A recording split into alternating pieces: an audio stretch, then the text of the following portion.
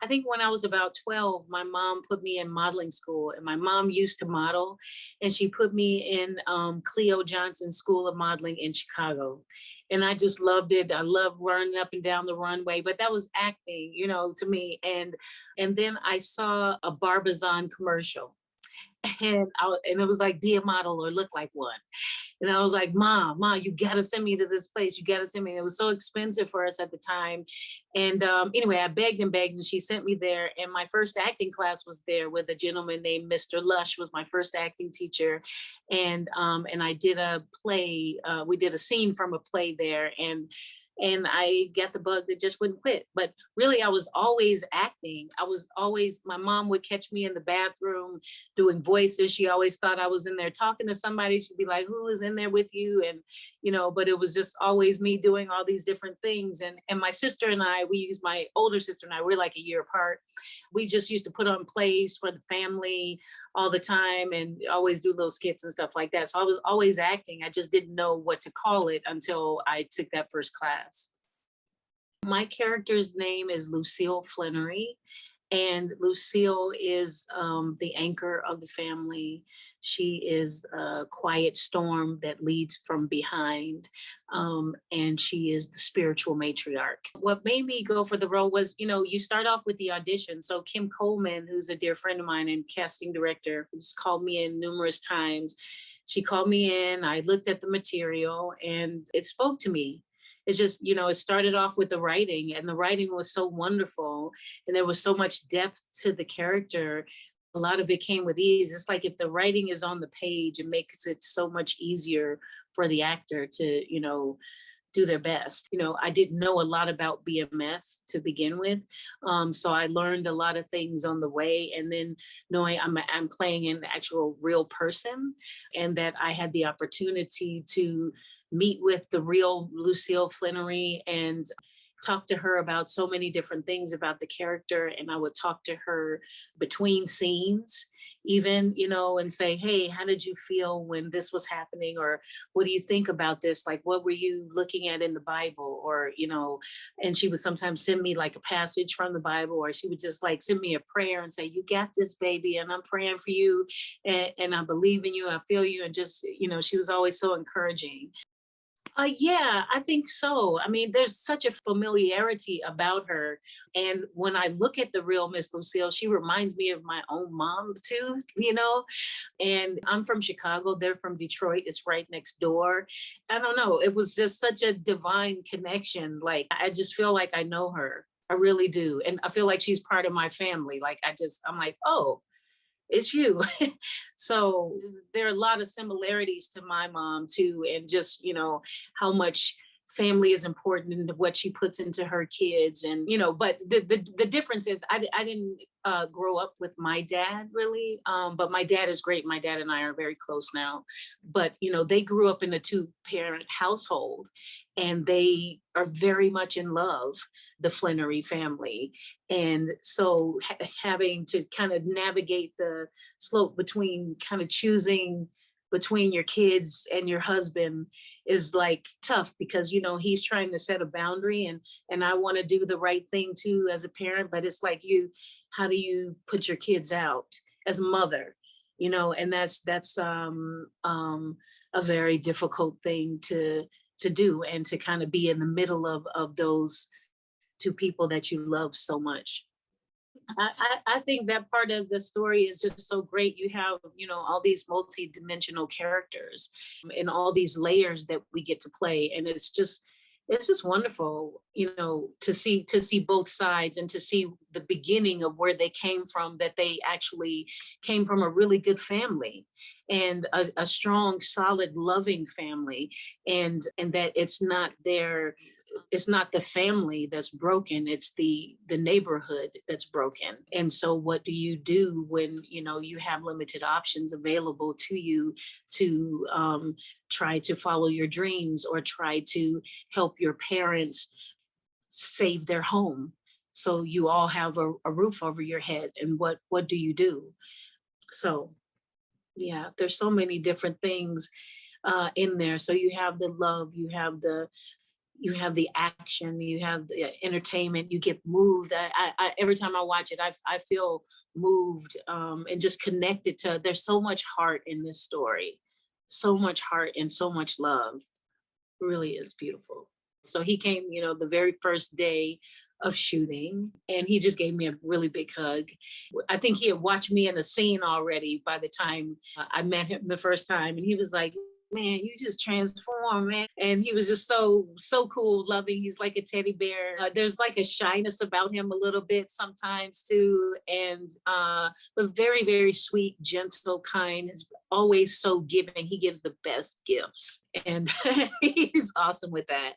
And just so talented. He's such an inspiration with all the wonderful things that he has created for so many, for people of color, and just all the doors that he's opening is really amazing, and beyond, people of color and beyond. And we really hope that, not just Black folks, will watch this show, but everybody. I think there's something in this story for everybody, no matter what color you are. All I know of him is like to just, he's like this sweet, this big teddy bear, this sweet, gentle guy, very charismatic.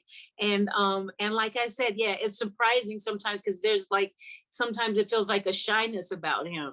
But I think a lot of artists can be that way, sometimes, where you think that because you're in the limelight, that of course you're comfortable doing all of these things. But most of us, I can say for myself, sometimes that you're more comfortable just doing your art. And then when it comes to all these other things and connecting with people, that can be the scary part, but anyway, he's sweet as pie, really.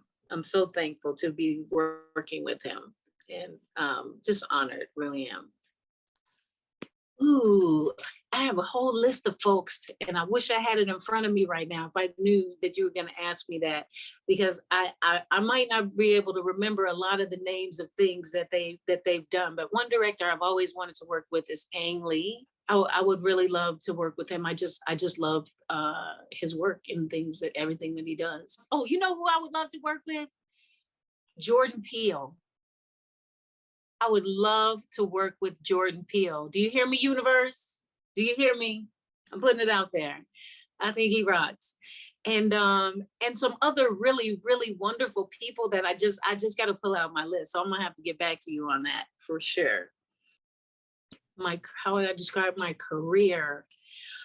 I would describe my career as a roller coaster.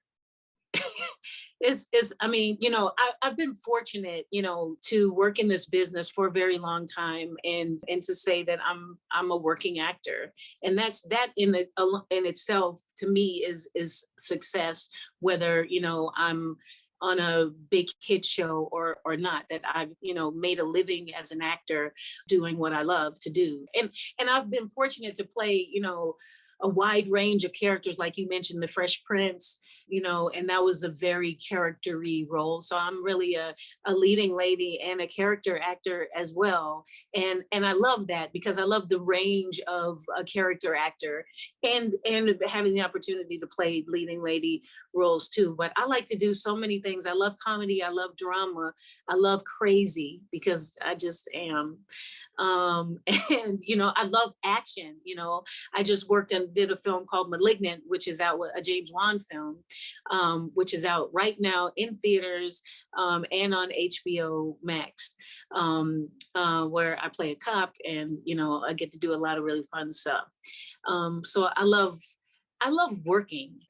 But yeah, I want to say this as from your initial question.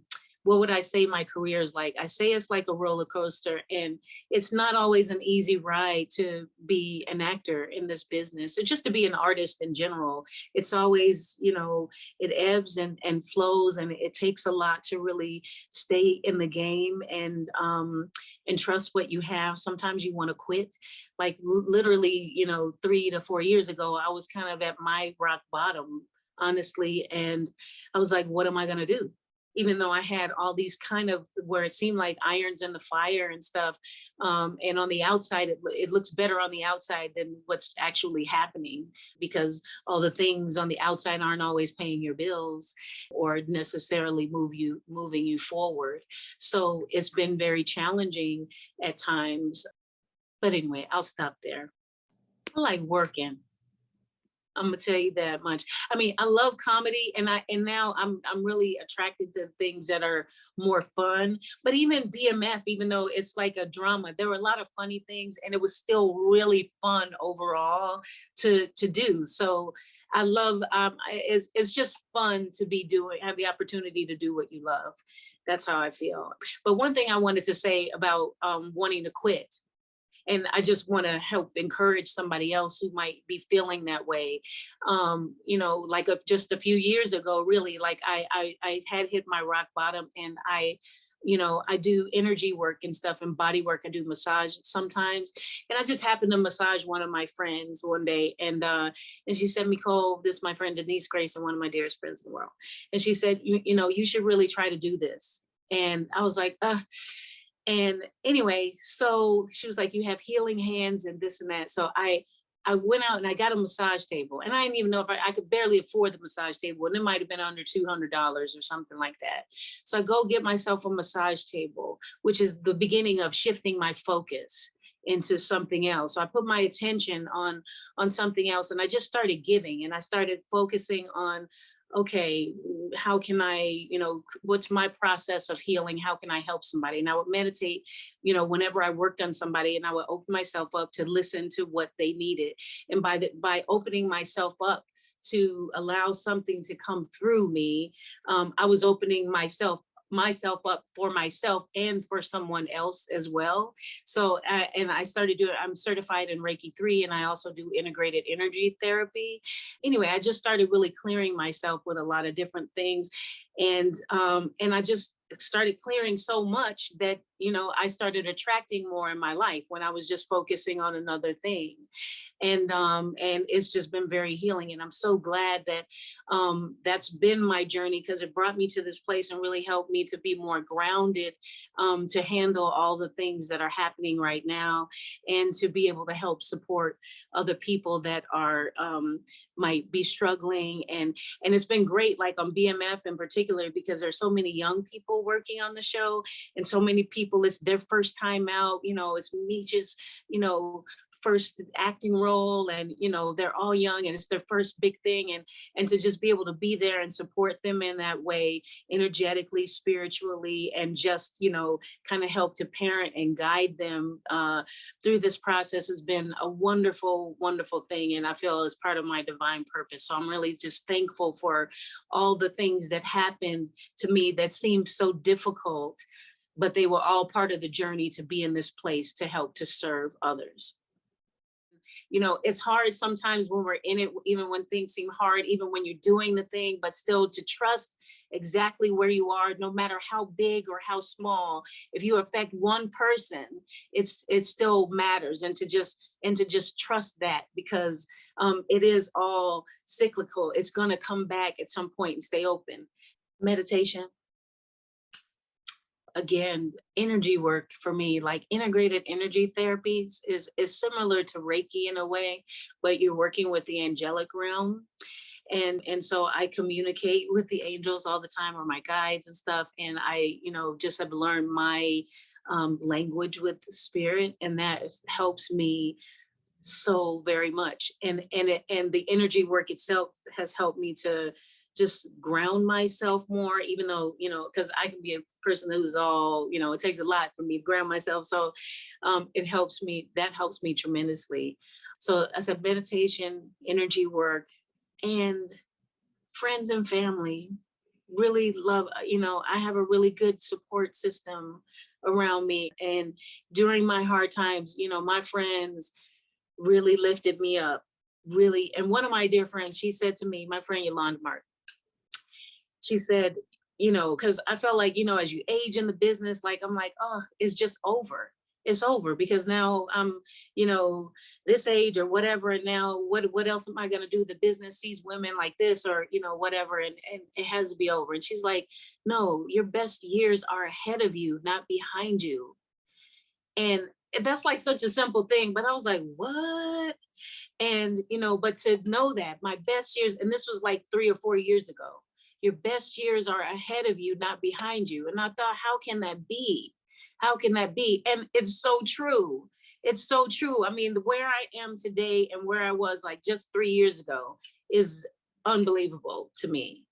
One other quick thing I wanted to share is another friend of mine. She asked me when I was really struggling in the trenches of things, and I was like, you know, going in and just talking about the business and how could it be like this? I felt depressed and bitter a little bit.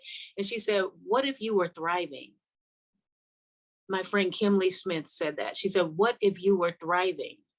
And I thought, you know, I listened to my body when I and asked myself that question, what if I were thriving? I'm like, what?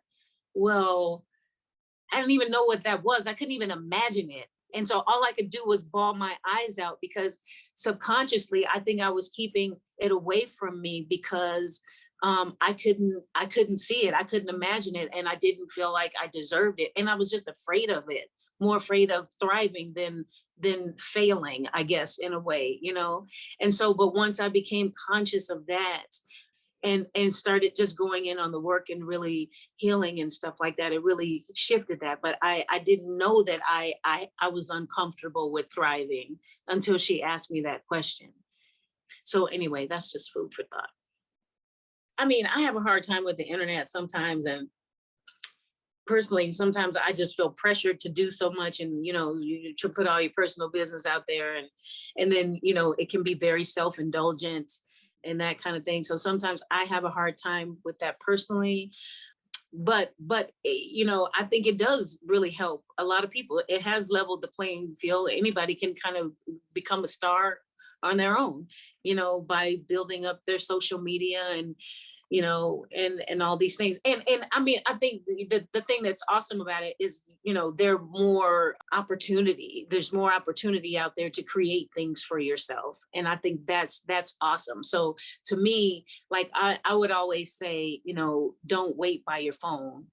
You know, that when you get a job, that's icing on the cake. But in the meantime, you create for yourself. And so, and that's really opened things up to really creating for yourself even more. You don't have to wait by your phone. It's like, okay, if you have a dream of something that you wanted to do, it doesn't have to be on this level to say that you do what you love. It can still be, you know, on some level to create what you want somehow. And that part of it, I think, is really great. Do it because you love it. And if it's not like breathing, it's not worth it. If it's not like breathing and there are other things that you can do, then do them. Because, you know, some people are made stars overnight, and that does happen sometimes, but 90% of the time it doesn't. But if you do love it, follow your dreams.